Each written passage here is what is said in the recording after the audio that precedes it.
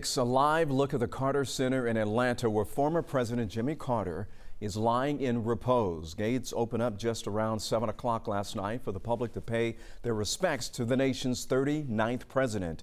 We're going to take you inside where the military honor guard surrounds the former president's flag-draped casket. Mourners are able to visit, as you can see right there, and say their final goodbyes, and that is around the clock. Good evening, everyone. I'm Ron Jones, and welcome to 11 Alive News at 6. And tonight we have our very own anchor, Jennifer Bellamy, live from the Carter Center. So, Jennifer, it's been almost 24 hours since the Carter Center actually opened up to the public, and I assume there's a steady stream of visitors there. There is, Ron, a steady stream, and the people are not letting the rain that is falling steadily as well out here stop them from taking this opportunity to pay their respects to Georgia's own president, Jimmy Carter. He will lie in repose here at the Carter Center until 6 a.m. on Tuesday. And just yesterday, we brought you live coverage as the motorcade carried the former president from his home in Plains, Georgia. The motorcade made a stop at his boyhood home, then traveled on to Atlanta to the Georgia State Capitol before arriving here at the Carter Center. A brief service then took place inside the Presidential Library and Museum, where we heard touching tributes from the former president's personal pastor, along with his grandson Jason and his son Chip. But he was an amazing man, and he was held up and propped up and soothed by an amazing woman. And the two of them together changed the world. And it was an amazing thing to watch from so close and to be able to be involved in. And I thank you for your service. The former president, known as a dedicated public servant, a man who put people ahead of politics. Right now, we want to bring in 11 Live Savannah Levins, who is also live from the Carter Center along with us tonight. Savannah, you've been speaking with a lot of people who have been coming and going throughout the day. What has the experience been like for some of the people who you've gotten a chance to speak with?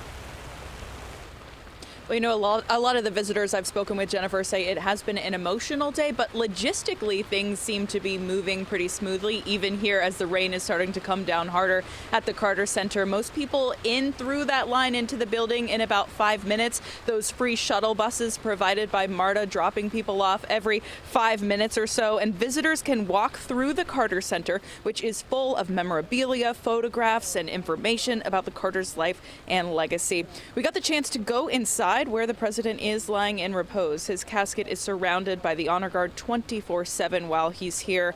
We saw some people in there getting emotional, tearing up, others praying, a real overall sense of somber reverence. And we've seen people of all ages coming by too to take in this historic moment and say a final goodbye to the first and only Georgia-grown president. President Carter represents the best of humanity. And being able to have this opportunity to honor him and to celebrate his remarkable life was important to my family and I. So again, you have the opportunity 24 hours a day to come by here to the Carter Center to pay your respects. Even now, we're seeing a lot of people come through, and that is until Tuesday morning at 6 a.m. when his body will be transported to Washington, D.C. Reporting live at the Carter Center, Savannah Levins, 11 Alive News. All right, Savannah, thanks a lot. So, Jennifer, what more can you tell us about the former president's transition to the nation's capital? Well, Ron, in addition to what we just heard from Savannah there from Atlanta, the former president's remains will be flown aboard a Special Air Mission 39 to Joint Base Andrews. He will arrive in Washington the afternoon of January 7th. A motorcade will take him to the U.S. Navy Memorial and then the U.S. Capitol, where members of Congress will pay their respects. He will lie in state at the U.S. Capitol until the morning of January 9th.